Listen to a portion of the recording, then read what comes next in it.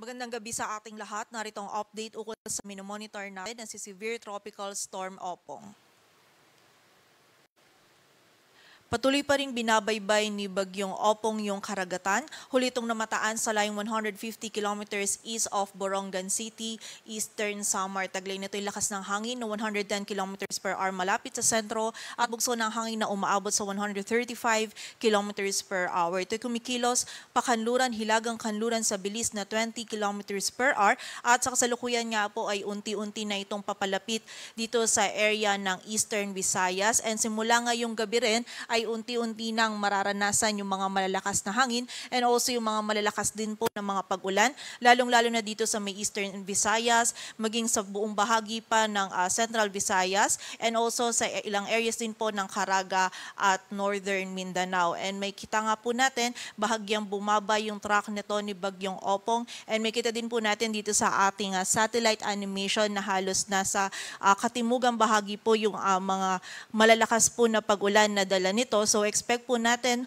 muli simula ngayong gabi ay magsisimula na pong maranasan dito sa malaking bahagi ng Eastern Visayas at Central Visayas, maging dito pa sa ilang area ng Northern Mindanao at Caraga, yung mga malalakas po na pag-ulan. So itong mga pag-ulan po nito, malawakang pagbaha po yung nakikita natin, kaya naman doble ingat at maging alerto po para sa ating mga kababayan.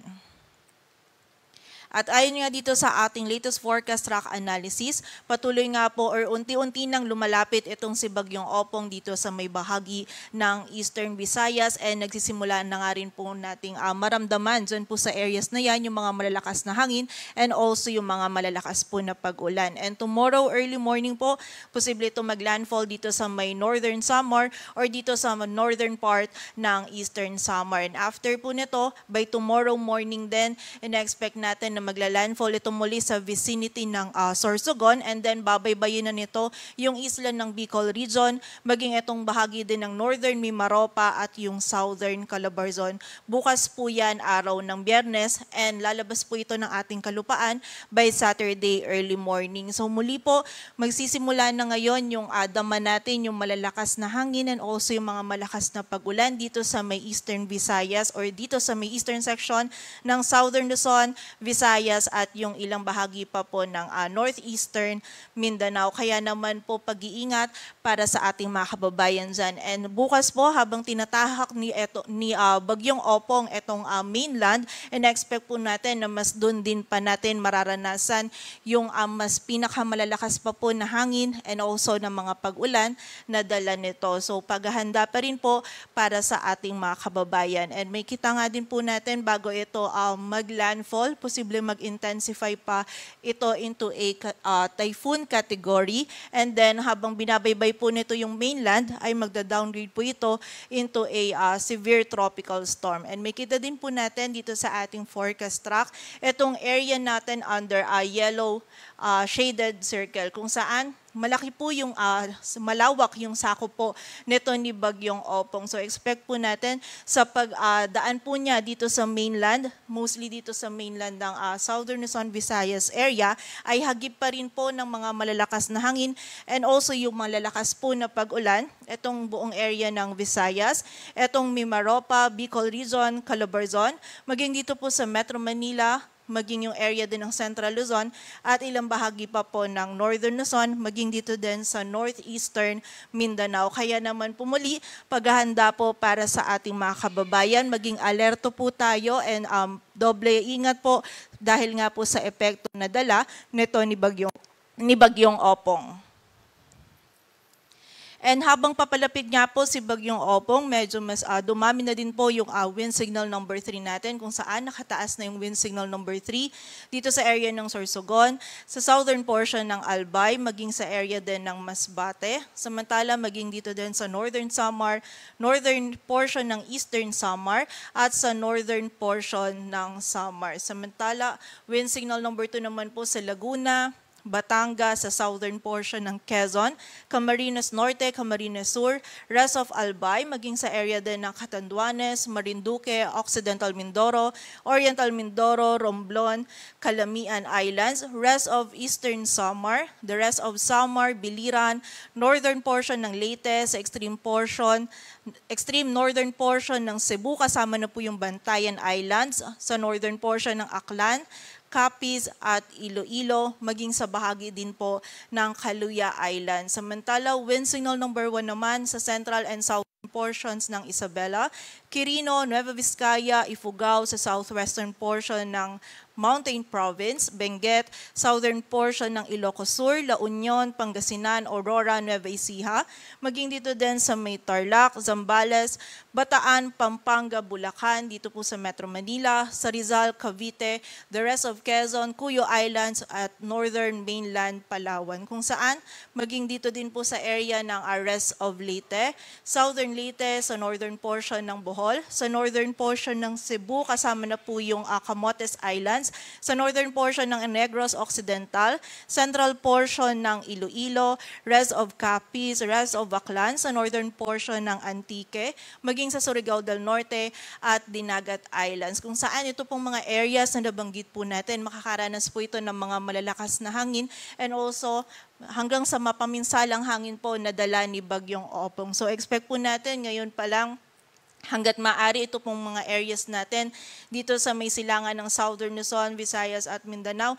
Hanggat maaari po stay indoors na po tayo dahil magsisimula na nga pong maramdaman itong mga malalakas na hangin na dala ni Bagyong Opong. And during the passage po ni Bagyong Opong, yung highest possible wind signal na maaari po nating itaas ay wind signal number 4. But generally, hanggang sa mapaminsalang hangin po yung dala ni Bagyong Opong. And yung ganito po kalakas ng hangin, posible itong magdulot ng mga damages sa mga structures and also sa mga pananim din po natin. Posible po ito makapagpatumba ng mga poste, maging ng mga kable. So medyo expect din po natin na during the passage ni Bagyong Opong, posible po tayong mawalan ng power supply or kuryente and magkaroon ng interruption sa communication. Kaya naman po muli, paghahanda po para sa ating mga kababayan.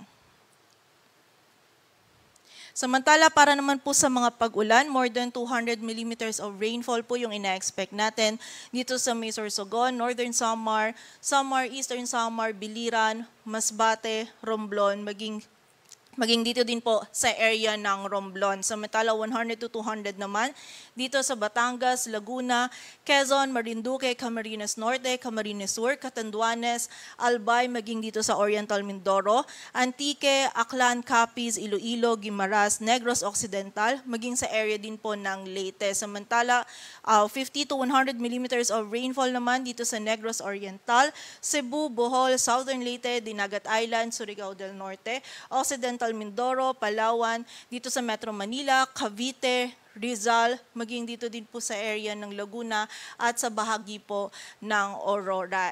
Ngayon po yan hanggang bukas and ina-expect po natin bukas habang atin na-traverse or tinatahak nga po nito ni Bagyong Opong yung ating yung mainland ng Southern Luzon, Visayas area. Expect po natin meron pa rin more than 200 millimeters of rainfall sa Mindoro provinces, Batangas, Marinduque, samantala 100 to 200 naman dito sa Bataan, Cavite, Laguna, Quezon, Rizal, maging dito din sa Romblon, Aklan, Antique at 50 to 100 millimeters of rainfall naman sa Zambales, Pampanga, Bulacan, maging dito din sa Metro Manila, sa Rizal, sa Aurora, Isabela, Camarines Norte, Camarines Sur, Masbate, Capiz, Iloilo at sa ilang areas din po ng Palawan. So muli po, posible yung malawakang pagbaha at pagguho ng lupa dulot po nitong mga malalakas na pag-ulan na dala ni Bagyong Opong. And mamaya din po nga 11 p.m. ay i-update din po natin itong ating weather advisory ukol po sa mga malalakas po na pag-ulan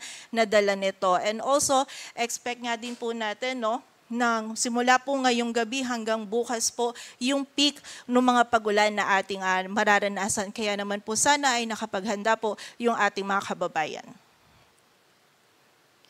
Samantala sa gale warning naman po natin, merong tayong nakataas na gale warning sa Albay, Sorsogon, Catanduanes, Northern Samar, Eastern Samar, Marinduque, Romblon, Camarines Norte, Camarines Sur, Masbate, Biliran, coast of Southern Quezon at Northern coast ng Aklan, Capiz, Iloilo at Leyte.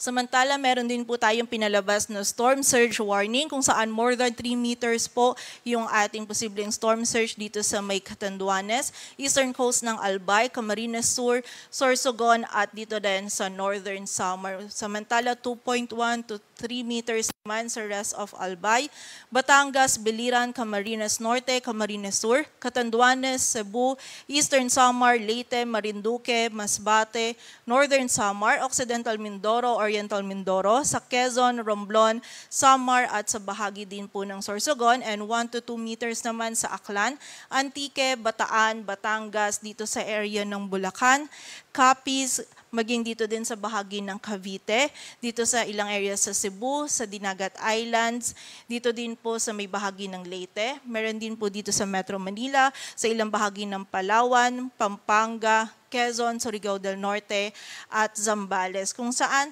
kapag meron po tayong high risk ng storm surge, suspended po yung kahit anong marine activities natin gaya ng paglangoy, pangingisda at paglalakbay dagat, and ina-advise din po natin yung ating mga kababayan na nakatira malapit sa coastal areas na lumikas po tayo sa mas mataas na lugar.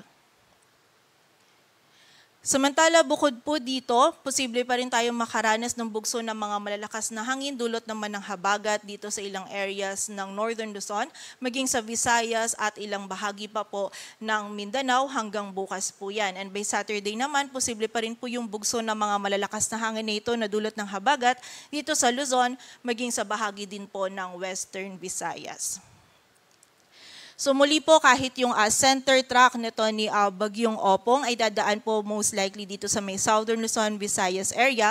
Lahat po ng nabanggit natin na areas kanina, yung buong bahagi po ng Visayas, yung Northeastern Mindanao, maging yung area din po ng Bicol Region, Mimaropa, Calabarzon, dito sa Metro Manila, Central Luzon, maging yung ilang areas pa po ng Northern Luzon.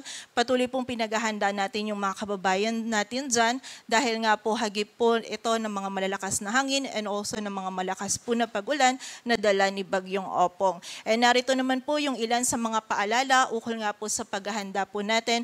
Though ngayon po medyo lumiliit na yung ating lead time para makapaghanda, narito po yung mga ilang paalala po natin. Una, patuloy po tayong makinig ng balita at mag-monitor sa updates na ipapalabas po ng Pag-asa. Magkaroon po tayo ng community planning or alamin po natin yung plano ng ating komunidad o LGU ukol po sa mga paglikas, and also magkaroon din po tayo ng family plan kung saan magkakaroon po tayo ng pagpaplano within the family. Magkaroon po tayo ng emergency contact person kung sakaling kailanganin po natin ng tulong during po ng passage ni Bagyong Opong. Samantala, maghanda din po tayo ng emergency kit or yung tinatawag po natin na go bag kung saan nandun po yung ating mga gamot, mga flashlight, mga emergency lamp o yung kahit ano pa pong pangunahin na pangangailangan ng ating pamilya. And panghuli po ay lumikas po tayo sa itinakdang evacuation center. So makipag-ugnayan po tayo sa ating mga LGU at habang naman po dumadaan na sa atin yung bagyo kung saan nararanasan po natin yung mga malalakas na hangin na, ay safer po na manatili lamang po tayo sa loob ng ating mga tahanan. Patuloy po tayo magantabay sa updates na ipapalabas po ng Pag-asa. Ang susunod po na update natin ay mamayang 11 p.m. At yan po muna ang latest dito sa Weather Forecasting Center ng Pag-asa. Grace Castañeda, magandang